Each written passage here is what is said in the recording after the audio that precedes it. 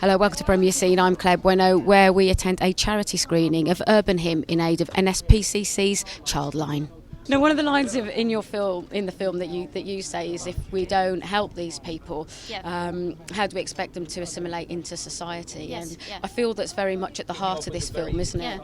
I think so. I think it's sort of opening their world up and having a conversation with them and taking the time to have the conversation with them and to listen to them, that they're relevant, that their life is relevant. They may not feel that at this moment, but they are the future. They are who's going to make the decisions for all the things that happen in our future and in their family's future, and they need to know they're worthy and that people do care. And how do you make them feel that they care about themselves, not just others, that they actually, if you care about yourself first, then you might hand that out, you know. So when we see you in the beginning of the film, there's a lot of inner conflict. Yes. And we actually only see the lighter side of you in the beginning when we see you singing with the choir, and it makes you think about the healing power of music. Is that something that attracted you when you took the role?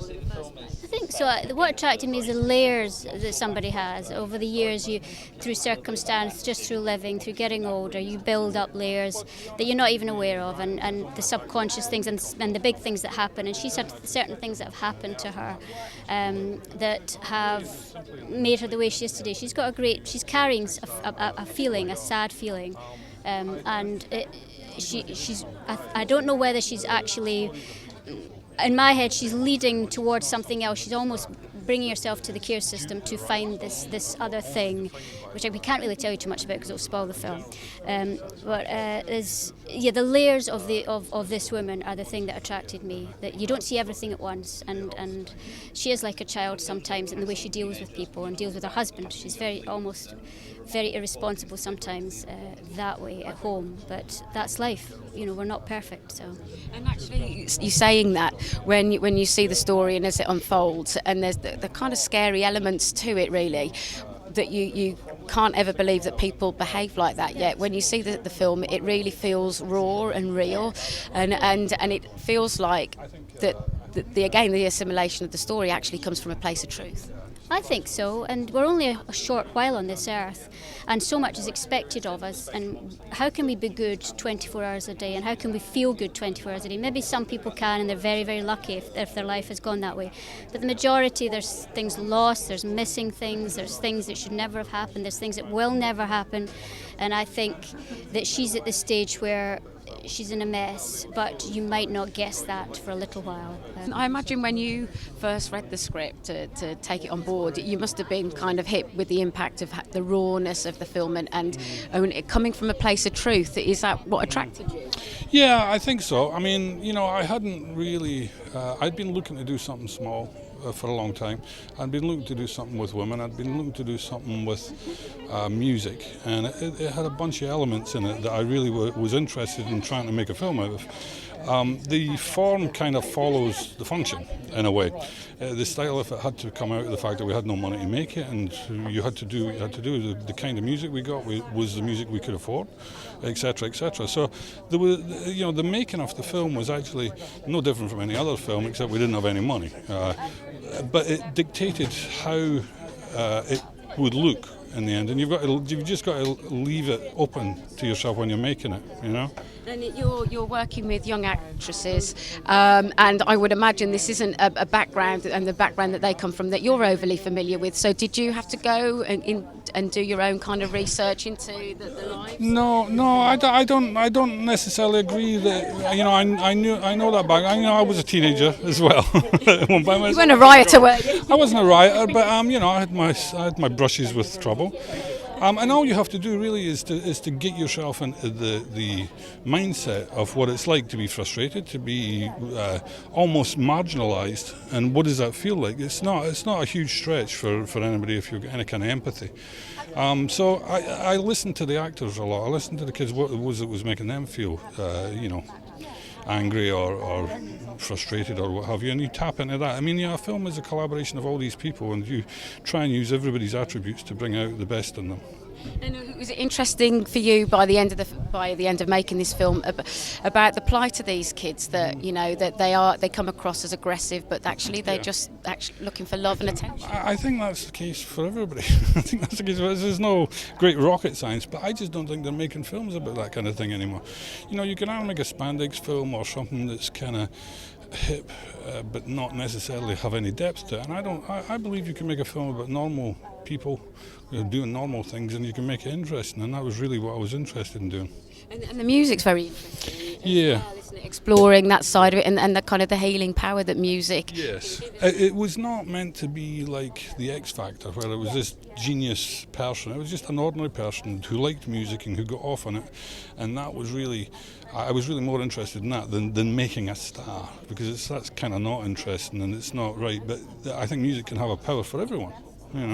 My goodness, there's no messing around with your character, is there? No, I promise you I won't nut you in the face or anything. She is very volatile, but she's also very, very vulnerable, actually. She's one of the most vulnerable people I think that we probably have in our society, and people that we shouldn't shunt away, and someone who deserves a voice and care and love, really. It's interesting, for sort of 90% of the film, she is a hard nut that you wouldn't want to take on, yet there are moments where you see this vulnerability and actually how caring she is, isn't she? Yeah, absolutely, and I really wanted to get that across, and so there's a couple of scenes where I didn't just want her to be this hard nut, and there are moments where I wanted sort of the 15-year-old girl to come out, actually, especially with some scenes with Letitia. Most of the scenes with Letitia, you want her to be a three-dimensional character.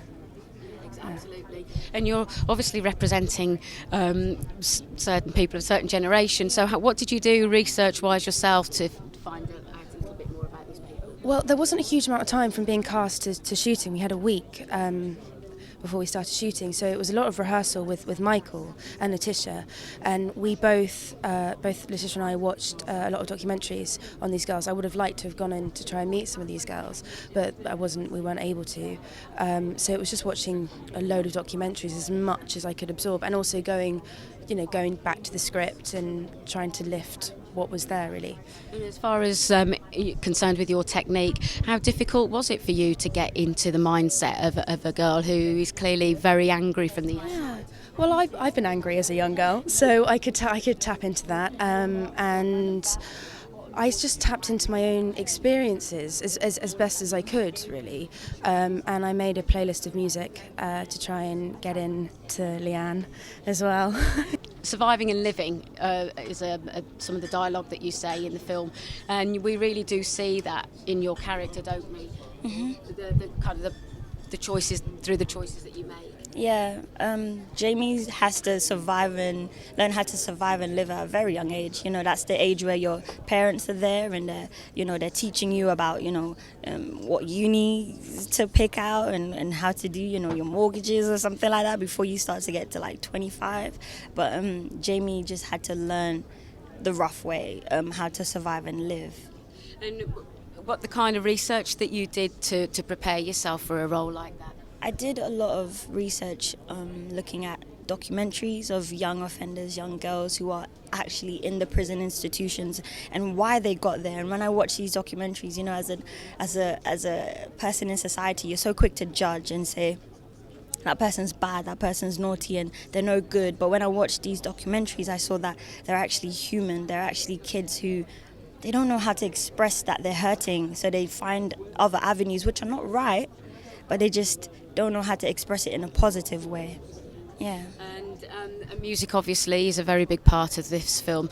Is music important to you as part of your daily life and your work life? Yeah, it's a big part of my life. I listen to music every day. I listen to a lot. For me personally, I listen to a lot of like gospel music, because it's a part of my faith, and it keeps my spirit like positive, and I like like indie stuff and stuff to just mellow out to. So music is a big part of our lives as humans. It's beautiful. So yeah, like I dig music a lot. And do you think the message from the film as well is being accountable for your actions? I think that's one of the messages. Another message is that I feel like it's just it's speaking to young people and saying, okay, get things right, because, you know, there are consequences to your actions, but if you just get it right at the beginning and take the positivity that the adults are telling you, you wouldn't have to be in these predicaments. So I feel like it's a message and a story about just like love, what love can do. You know, love can change. You know, Shirley loved Jamie like her own child, and showed her that something different can happen, and also just to tell a lot of young kids, like, you know, the stuff that, you know, young kids get up to, it doesn't have to happen. We can actually have a great future if we just listen to the advice.